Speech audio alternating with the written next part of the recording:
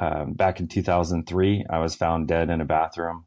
They put me in a body bag and were taking the body to the medical examiner when a rookie medic, who was a brand new medic, he broke protocol, opened the body bag, and tried to resuscitate the body. He was able to do it. Meanwhile, I was witnessing everything. They were able to resuscitate the body. The body was still brain dead, though, for 3 days. And during those 3 days, I was off in what I term the real existence, our real existence. So I got to experience 3 days of our real existence and see what is really in front of us in the future for all of us. But I also got to look at life and why we're here on Earth. So it was a very profound experience. It changed me. I became a different person afterwards. A lot of people who knew me before and know me now, they say that definitely I'm a different person from the experience. And for over 21 years now, I've been going around talking about it. And for the last few years, I did put out a book. So that's kind of why we're having these interviews now is because the book came out a few years ago. But what happened to me is as I was coming back to my time, and I say time as a selective place to go to because time is selective. Time is only existing here in this space, in this realm. And in kind of a hard to understand way, there's different time in different places, but in the heavenly space or in the eternal existence that we all exist in, there is no time. And so I had to choose to come back to the right time, to come into my body. And as I was being navigated, I wasn't very good at that choice. So I was being kind of navigated through that process. I was seeing into our far distant future, and I was also seeing into our far past. And I only got to see a little bit of it, but it was such a beautiful future that I got to see. The hard part is after I got back, I knew where we were going to be in the long run, and I knew where we are now as a society.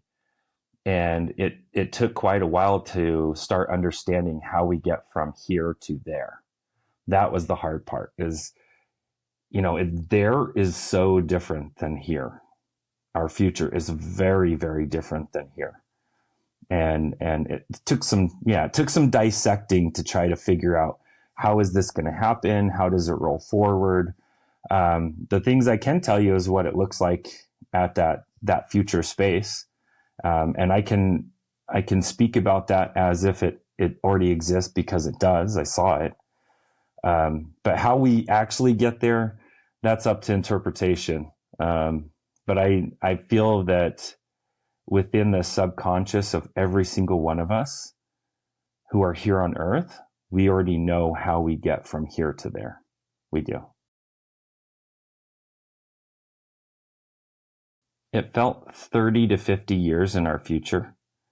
And I caught a little glimpse about 100 years in our future. But the biggest glimpse I got was about 30 to 50 years. And again, since there's no time, that's kind of my guesstimate of what I was seeing. And I saw that Earth was very different than it is now. In some major oceans, some major seas, there is now land. And in places there was land, there's now oceans and seas. So there's some major displacements that will happen in this process of shifting or going to this higher place. But in that space, there was communities all over the world, and it felt like almost sacred cities. That's what it felt like. And these sacred cities are dotted all over the world. United States, South America, Europe, Russia, China. They're all over the place, but they're not in the current places that we have major cities. So there will be a process of shifting away from major metropolitan areas and building our own communities of like-minded individuals. I could feel that there was a synchronistic energy about every single one of these cities. And there's a way that they're all connected to each other energetically. And somehow people can go to these cities, experience events and people in these places, and then they can go to another one of these cities by going to a special gate or a special door that connects them to all of them. So because they exist at this higher place, this higher existence, they're connected in some type of energetic network, something bigger and better than what we would call like the internet, but it's even better than that. I would call it the quantum network or the quantum field. And they're able to go from community to community. And in the space, we live very differently. We are now not in a phase of consumption. If you notice that most of the world, we are in a phase of consuming. We consume everything. We consume food, resources, energy, entertainment. We are constantly consuming. It's almost like a parasitic type energy. And that's the phase that we're phasing out of now. As a species, as humanity, we are phasing out of the parasitic phase. And we are now lifting ourselves up or graduating into a higher phase. And that's what's happening right now. That's what we're in the process of doing. We're in the baby stages of that now. But in the future, we've made that change. And in this place, we create. In these communities, they create art, poetry, literature, healing techniques. They connect to that quantum field where all knowledge is available to them. And we can kind of unlock all the mysteries of the universe. Yeah, so I got to see in that space, there's this really neat technology. I got to see it up close. And I don't know how I got to see it, but I did. I got to see it really up close as I was in that process of my journey. And people in those spaces, they're passionate about history. They're passionate about the future.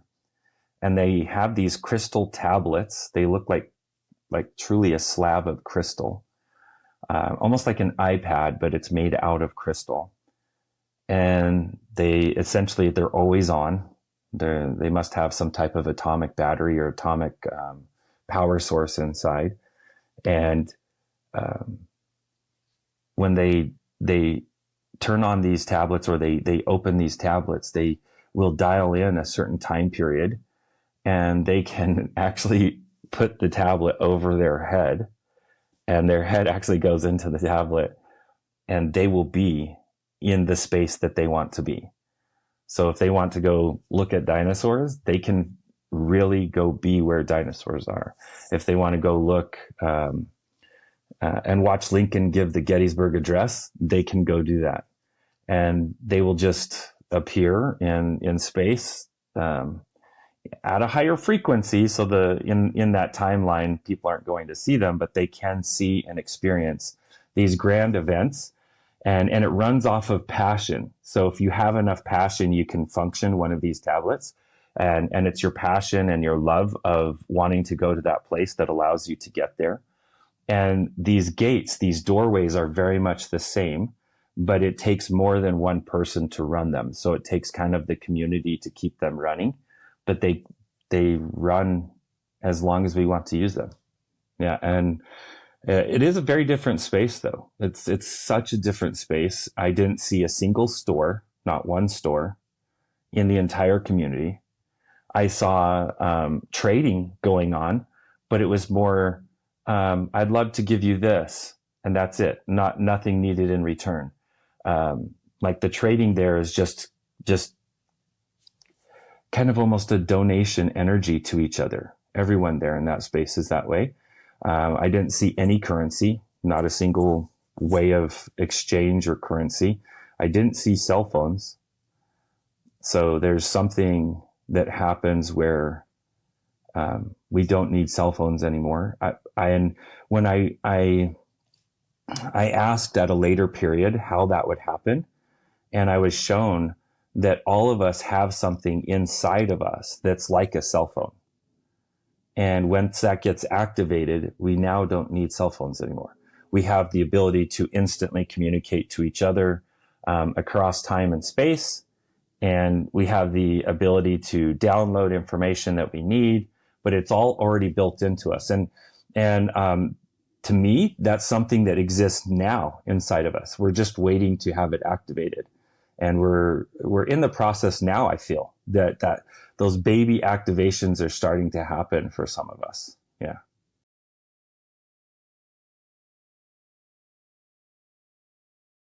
It's a technology that existed before time.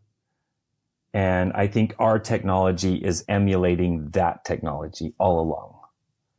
So it's something that was existing, long before modern time came. Mm-hmm. As we become ready for that technology to be given to us, or for us to know where it's hidden in the Earth space or in this space-time continuum, as we become ready for it, it arrives.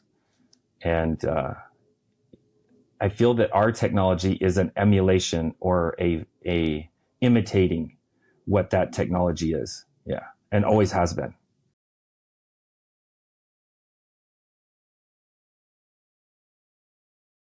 And I actually have a couple of physicists who understand this when I tell them this.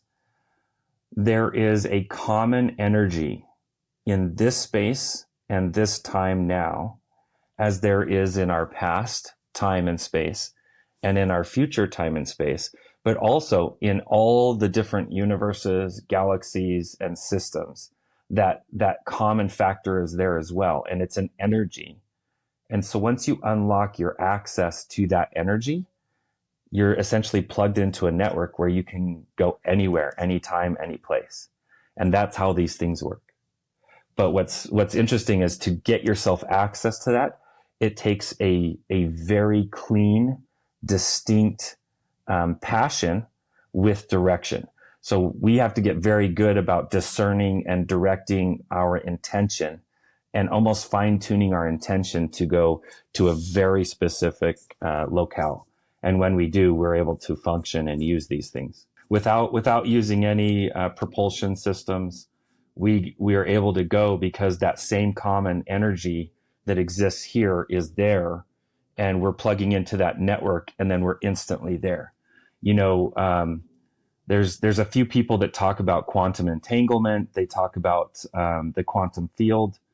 There was some studies done here in the past where a certain individual had a trauma on himself, and he reacted very negatively to certain symbols. And what they found is when they drew his blood and they took that blood and put it 300 meters away, it reacted simultaneously, the same exact moment, to the atomic second. His white blood cells reacted the exact same as it did in his body. We know about this quantum relationship, how something can be connected beyond time and space and distance instantaneously. We're trying to unlock it now in physics, and mathematically we're almost there. Mathematically, it's a proof. We can proof it now, but we can't roll our physiology into it yet. We can see it and we can observe it. We don't quite understand how to direct it yet. And I feel that at a certain enlightenment period, we will be able to direct that. Yes, and anywhere we want to go, as long as our intention can crosshair ourselves or get ourselves with a distinguished destination. Now, if we've never been there, then that's going to be a lot harder. We would almost have to go to someone who's been there to help us triangulate ourselves into that space. But what's very interesting about heaven and anything towards the heavenly space, which there's a lot of different dimensions on your way to the heavenly dimension. To get into each one of those, you have to raise your your total energy. You have to raise your frequency, raise your empathic energy. Your oscillating frequency as a being has to go up as you go into those higher dimensions as well. So that's going to be a process for us to learn in time. But one of the neatest things is there's been teachers that have come to this earth that have taught us how to selflessly love others and how to serve others, and how even to the point we may sacrifice ourselves for others. And as we follow that kind of love, or selfless sacrificial love, that's the highest energy out there. The service love is the highest energy out there. And that allows us, once we can really get good at that kind of love, that kind of energy, it gives us almost a pass to get up to some of the highest aspects so that we could reach. Yeah.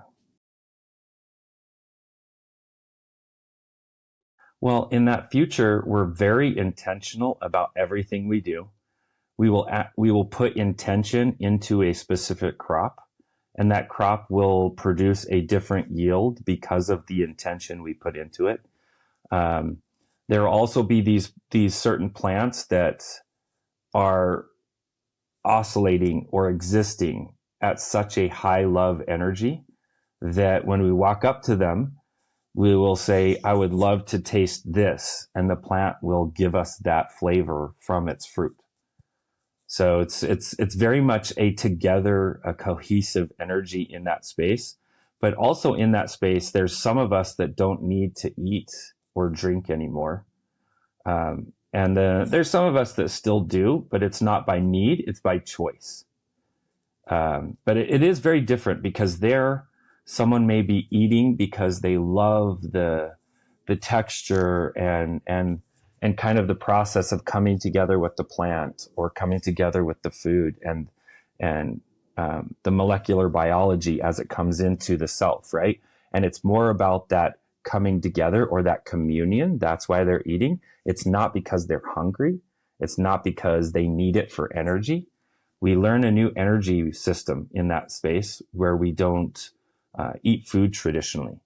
We're able to gain energy from ourselves. We have unlimited energy already inside of us. We have unlimited energy from our Mother Gaia, or Mother Earth. We also have unlimited energy from the sun. And in that space, there's a way that our bodies are able to capture that energy and sustain themselves without consuming. So it is a very different space. I feel like even the human physiology is very different in that space.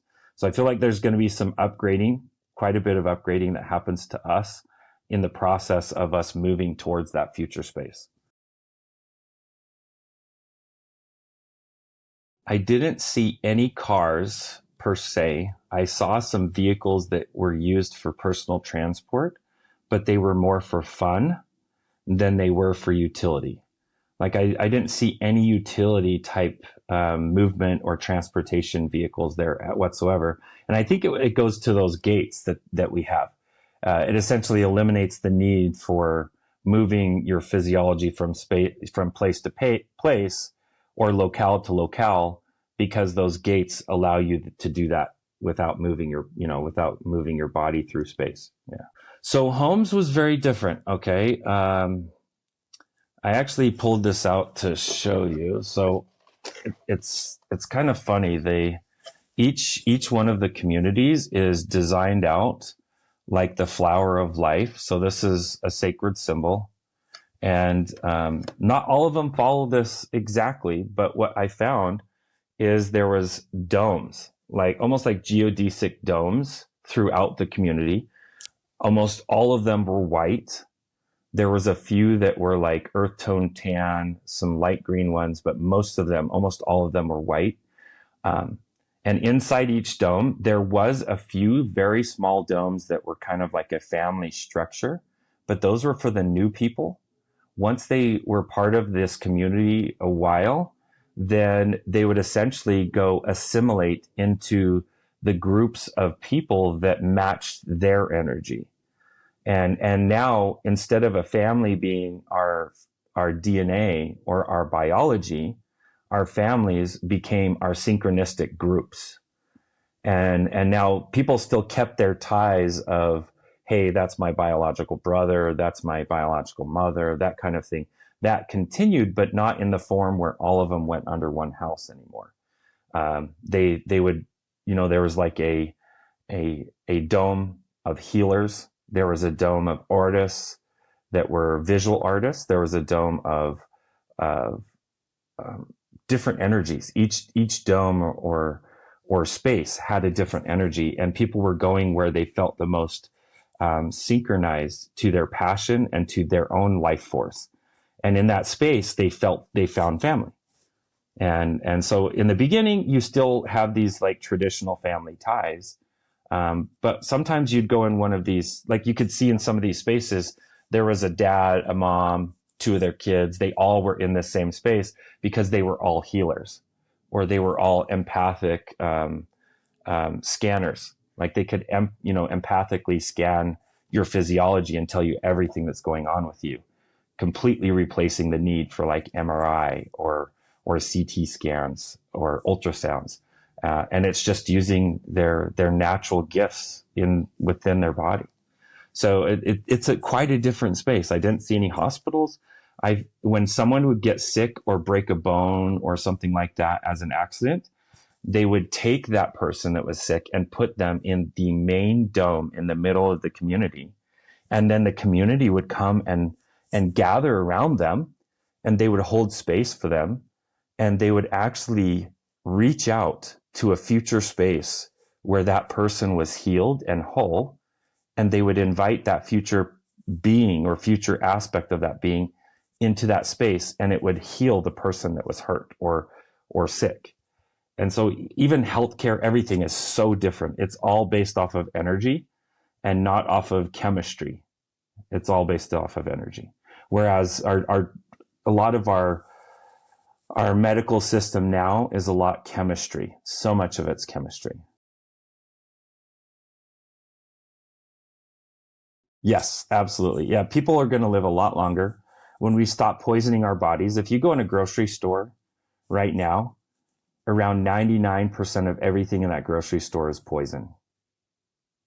And I know that may trigger some people, but I'm not kidding. If you do enough of your own real scientific research on everything in the ingredients in the modern Western diet, 99% of the modern Western diet is poison. And once we stop poisoning our bodies, they are going to live a lot longer. They do live a lot longer. But what I found was very different is in this future space, there was two types of being. There was one being that looked just healthy and amazing and beautiful. But then there was another being that was right next to that one, and they looked just like they glowed, as if light was coming from them. And it took me a while of dissecting of how one was so different from the other. And, this happened after I came back. I was able to understand that what happens is one who is emitting the light, they had already entered their eternal body or their energetic body. And truly, the energetic body is the eternal body. That's the soul body or the form of the soul, right? And we get to do that transition without dying in that space. It's as if you go to bed in physiology and you wake up in energy. And so you make that transition when you're ready, when you've reached the right status with your control of your own energy. You're able to make that metamorphosis or that change yourself. But yeah, in that future space, when you're in the energetic body, you get to live as long as you want to live. You're not limited by time anymore. And in fact, time starts fading and being less important anymore because it's something that we've already mastered with taking honor and care of our energy. Now time is not this clock that's going to run out one day. We get to choose how long do I want to stay in this community, and a lot of us will stay for a while, and then we will jump or we will cross into a higher community somewhere else, and then we'll cross to a higher community and eventually go do the work that we were always planning to do, and we had already contracted to do with the Creator, with Source. Yeah.